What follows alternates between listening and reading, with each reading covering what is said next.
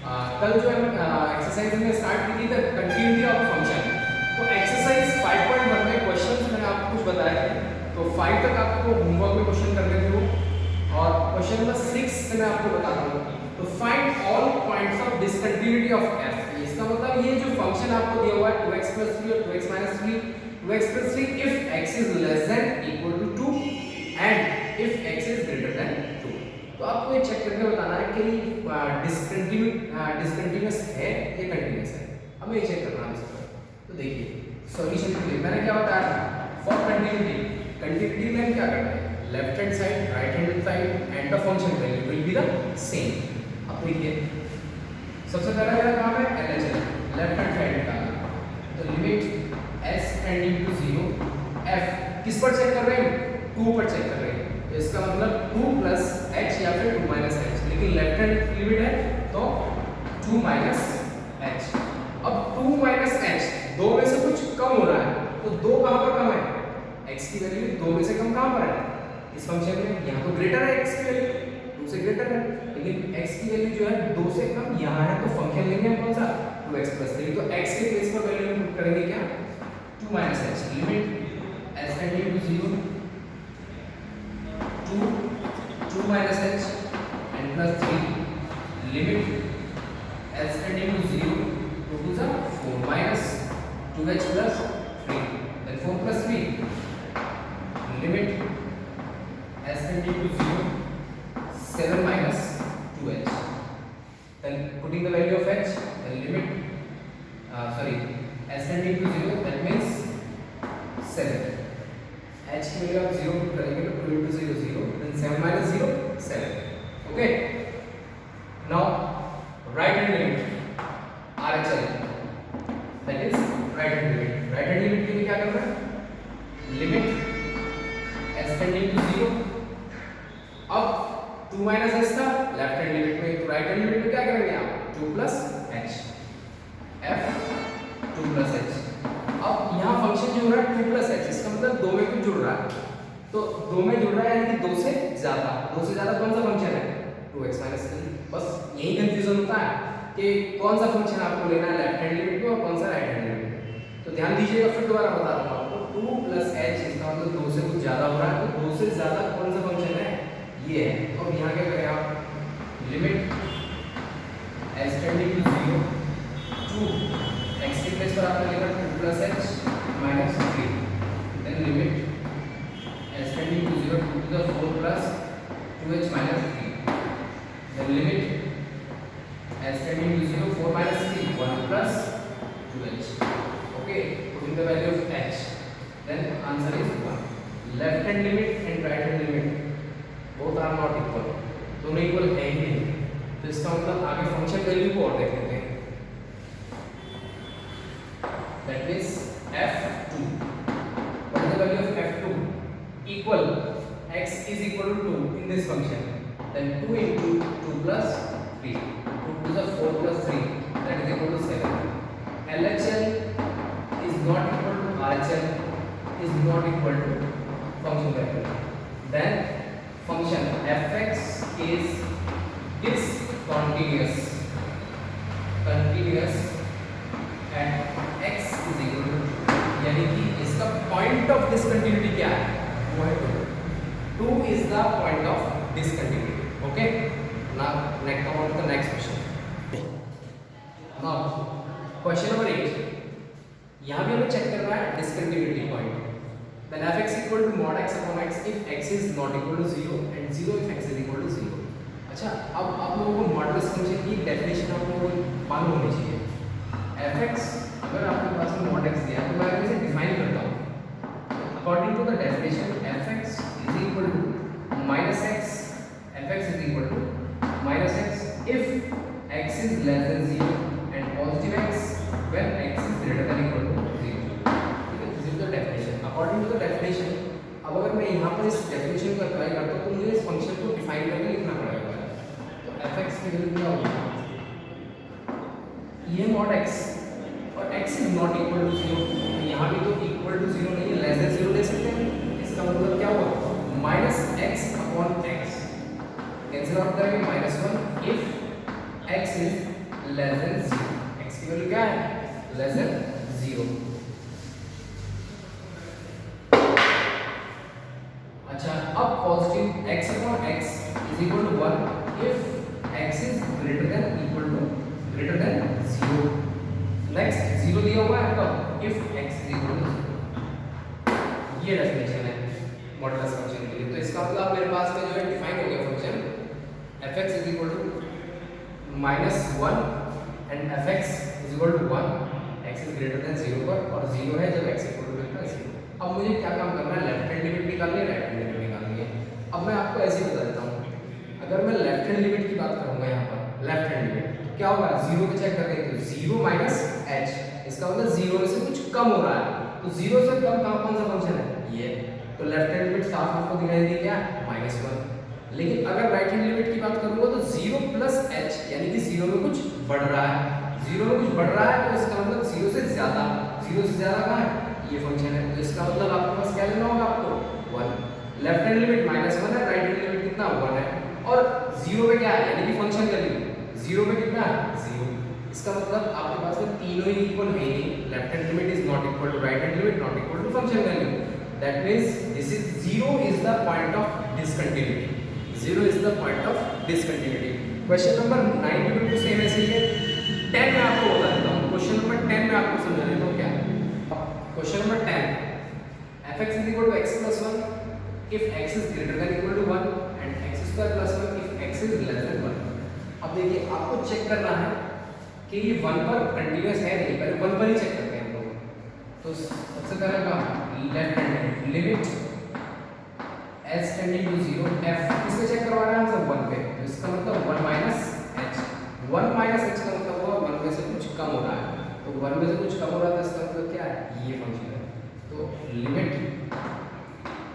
s tending to 0, अब value put करेंगे 1 minus h whole square और plus 1, then limit s tending to 0 1 plus h square minus 2h plus 1, limit s tending to 0 एक को कितना हो जाएगा 2 और plus h square minus 2h,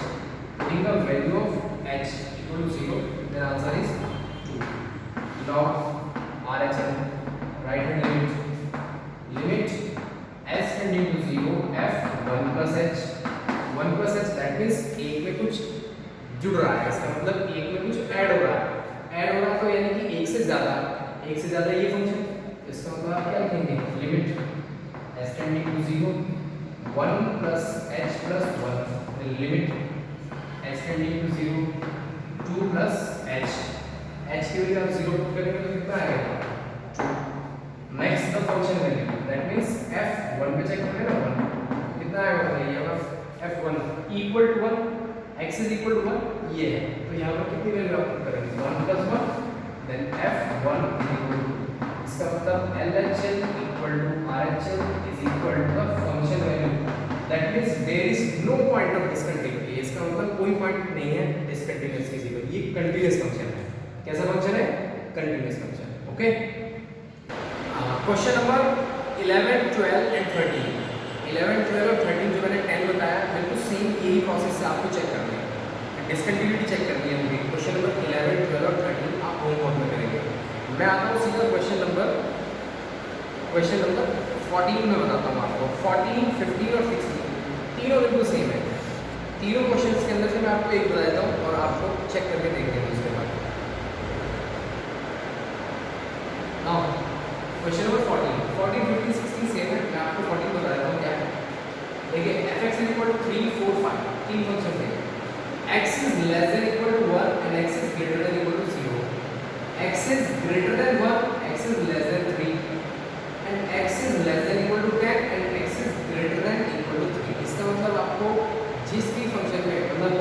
जो x की वैल्यूज है जहाँ इक्वल लेस देन और ग्रेटर देन दी हुई है, इक्वल लेस और ग्रेटर, आप उन्हीं वैल्यू को लीजिए। जैसे कि मेरे पास 1 है, x की वैल्यू लेस देन 1 भी है और इक्वल भी 1 है और x की वैल्यू ग्रेटर देन 1 भी है, तो इसका मतलब 1 पे चेक करेंगे, एक तो हमें 1 पे चेक करनी है, दूसरी हमें कंटीन्यूटी किससे चेक करनी है 3 पर, क्योंकि x की वैल्यू लेस देन 3 है और x की वैल्यू क्या है ग्रेटर देन इक्वल टू 3, तो 1 और 3 पर हमें चेक करनी है कंटीन्यूटी। तो सबसे पहले मेरा काम है 1 पर मैं चेक करता हूँ एट x इक्वल टू 1, जिसके लिए मुझे लेफ्ट हैंड लिमिट निकालनी होगी LHL, that means limit h tending to 0 f 1 पे चेक करना है तो 1 माइनस h 1 में से कुछ कम हो रहा है, तो 1 में से कुछ कम कहाँ हो रहा है यहाँ पर, तो 1 से तो कम यही है, तो इसका मतलब फंक्शन आपके पास में क्या आएगा 3, दैट मींस 3। नेक्स्ट बात आती है